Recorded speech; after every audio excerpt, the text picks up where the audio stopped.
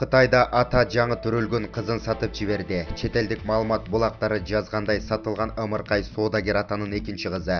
Кыздын атасы 42 жаштагы Сия Хуэя Ли уулду болууну каалагандыктан ушундай кадамга барганын айткан. Тартип сакчылары аны окуя катталган Чжэцзян провинциясындагы Ю шаарынан кармашкан. Ал баласыз үй бүлөгө 10 күндүк кызын 4000 юанга, 39 000 сомго саткан. Сия Хуэя Линин апасы небересин багышуу үчүн уулунун үйүнө келген. Бирок Ли анын жардамынан баш тарткан.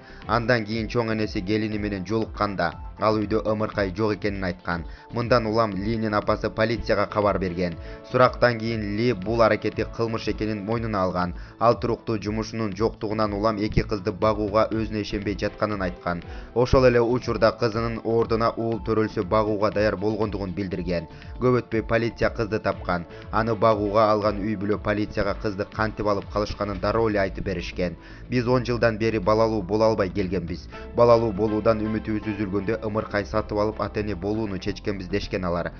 Атасы тарабынан сатылган ымыркайды учурда чоң энеси менен апасы багып жатканы жазылат маалыматта. Булак Супер KG.